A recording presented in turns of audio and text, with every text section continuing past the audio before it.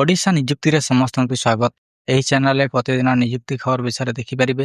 ତେଣୁ ଚ୍ୟାନେଲକୁ ଏବେ ହିଁ ସବସ୍କ୍ରାଇବ୍ କରନ୍ତୁ। ତେବେ ଚାଲନ୍ତୁ ଜାଣିବା ଆଜିକା ନିଯୁକ୍ତି ଖବର ବିଷୟରେ। ଯେମିତିକି ଦେଖିପାରୁଥିବେ ICAR କଟକ ରିକ୍ରୁଟମେଣ୍ଟ 2025 ଆସିଯାଇଛି। Organisation name ICAR Indian council of agriculture research ରହିଛି ଏବଂ central rice research institute Cuttack Odisha ରହିଛି।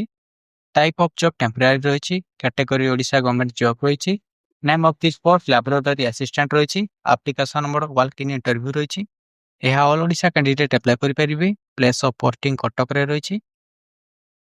Interview date 22/4/2025। ଜେଣ୍ଡରରେ ବୋଥ୍ ମେଲ୍ ଆଣ୍ଡ ଫିମେଲ୍ ଏହାକୁ ଆବେଦନ କରିପାରିବେ। ଏଜୁକେସନ୍ କ୍ୱାଲିଫିକେସନ୍ ଦେଖିବାକୁ ଗଲେ ଏଥିରେ matric pass with vocational diploma ଏବଂ ଡିଗ୍ରୀ ଇନ୍ ଏଗ୍ରିକଲଚର ଏବଂ 2 ବର୍ଷ ଏକ୍ସପିରିଏନ୍ସ ରହିଥିବା ନିହାତି ଦରକାର। ଏଜ୍ ଲିମିଟ୍ ଦେଖିବାକୁ ଗଲେ ମିନିମମ୍ ଏଜ୍ 18 ବର୍ଷ ରହିଛି। ମ୍ୟାକ୍ସିମମ୍ ଏଜ୍ 50 ବର୍ଷ। ଏଜ୍ ରିଲାକ୍ସେସନ୍ ଦେଖିବାକୁ ଗଲେ OBC ଷ୍ଟୁଡେଣ୍ଟମାନଙ୍କର 3 ବର୍ଷ ରହିଛି। ST SC PWD ମାନଙ୍କର 5 ବର୍ଷ ରହିଛି। ଏକ୍ସ ସର୍ଭିସମ୍ୟାନ୍ ମାନଙ୍କର 5 ବର୍ଷ ରହିଛି। PWD ପ୍ଲସ୍ SC ST ମାନଙ୍କର 15 ବର୍ଷ ରହିଛି।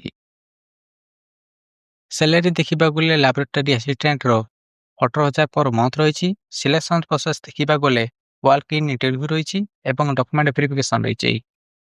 ଆପ୍ଲିକେସନ୍ ଫି ଦେଖିବାକୁ ଗଲେ ଜେନେରାଲ ମାନଙ୍କର ଫ୍ରି ରହିଛି। EWS ମାନଙ୍କର ଫ୍ରି ରହିଛି। OBC ମାନଙ୍କର ଫ୍ରି ରହିଛି ଏବଂ PhD ମାନଙ୍କର ଫ୍ରି ରହିଛି ଏବଂ SC ST କ୍ୟାଣ୍ଡିଡେଟ୍ ମାନଙ୍କର ମଧ୍ୟ ଫ୍ରି ରହିଛି। ଇମ୍ପୋର୍ଟାଣ୍ଟ ଡେଟ୍ ଦେଖିବାକୁ ଗଲେ ଲାବୋରେଟୋରୀ ଆସିଷ୍ଟାଣ୍ଟର 22/4/2025 ସକାଳ 10:30ରେ ଆପଣଙ୍କର ଇଣ୍ଟରଭ୍ୟୁ ରହିଛି। ଯେଉଁମାନେ ଏହି ପୋଷ୍ଟରେ ଇଣ୍ଟରେଷ୍ଟେଡ୍ ଅଛନ୍ତି ଏହି ବାୟୋଡାଟା ଫର୍ମକୁ ଫିଲ୍ଅପ୍ କରନ୍ତୁ। ତାପରେ ଯାଆନ୍ତୁ ଇଣ୍ଟରଭ୍ୟୁ ପାଇଁ।